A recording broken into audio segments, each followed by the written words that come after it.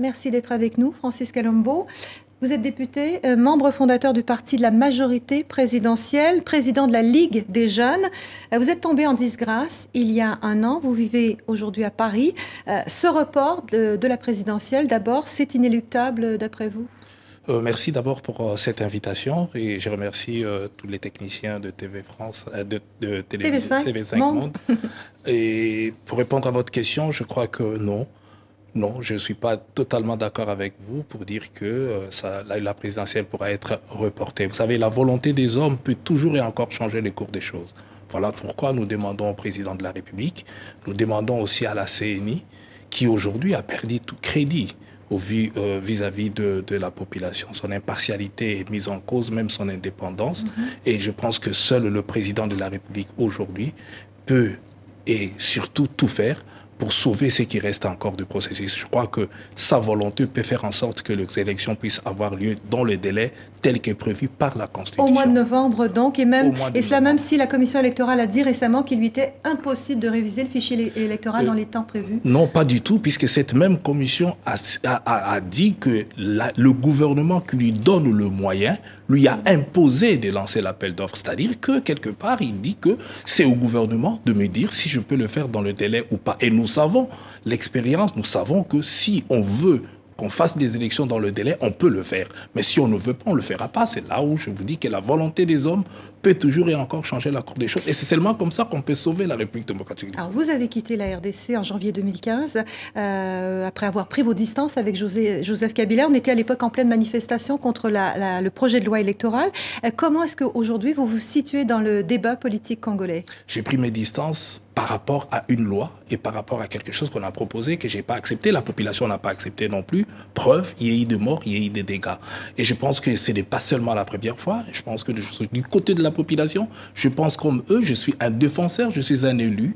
Et j'ai été choisi pour ça par le peuple congolais et je défends leurs intérêts. Vous vous êtes rapproché de l'opposition depuis votre départ de la RDC? J'ai toujours été avec le peuple congolais. C'est pas que seulement. Vous étiez quand même du côté du pouvoir il y a un peu plus d'un an. Vous êtes maintenant à Paris. Vous êtes dans quel camp? Vous êtes dans le camp du pouvoir ou dans le camp de l'opposition? Ben, je continue à être membre fondateur et président de la Ligue des jeunes du PPRD, qui est un parti de la majorité. Mais je vous dis que malgré ça, j'ai toujours été élu dans la ville-province de Kinshasa, où les gens de la majorité ont du mal. C'est simplement parce que je suis du côté de la population et j'ai toujours été plus proche et aidé la population à trouver son compte dans le débat actuel. Je suis toujours du côté de cette population. Je défends leurs intérêts.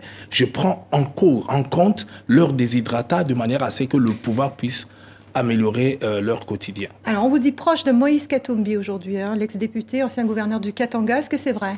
Oui, c'est vrai. J'ai toujours été proche de Moïse et je le suis. Je pense que Moïse Katumbi, c'est un homme très, très important aujourd'hui en République démocratique. Probable candidat à la présidentielle? D'ailleurs, c'est la population qui lui demande d'être candidat. Ils ont commencé avant. Je pense que s'il est à l'écoute de la population et que ce que veut la population, et je pense que rien ne peut lui retenir de pouvoir être, il a prouvé par sa manière de gérer les Katanga qu'il est un bon gestionnaire, qui peut ramener le Congo au-delà de là où nous sommes aujourd'hui. Et je suis sûr et certain que s'il veut écouter la demande de la population, il pourra être un très bon candidat et que la population trouvera son compte dans la gestion que Moïse Katumbi pourra faire de la République démocratique du Congo demain. Alors, depuis la dernière présidentielle en 2011, il y a une nouveauté en RDC, la naissance d'un mouvement citoyen. Il y a un front citoyen anti-Kabila auquel Moïse Katumbi a adhéré d'ailleurs, qui s'est créé. Comment voyez-vous les relations entre l'opposition et la société civile? Je crois qu'il y a une très très bonne relation aujourd'hui entre l'opposition et la société civile. Ils coopèrent très bien. Je suis tout ce qui se passe entre eux. Il y a une démarche unie? Ce que je peux dire aujourd'hui, c'est que la majorité à laquelle j'appartiens aujourd'hui ne doit pas se prévaloir de la toute-puissance ou croire qu'ils resteront éternels. Il est grand temps que nous puissions être aussi à l'écoute de cette société civile qui, chaque jour, essaye de nous dire ce que nous pouvons faire pour le Congo de demain. Francis Kalombo, député congolais, merci d'être venu jusqu'à nous. Merci.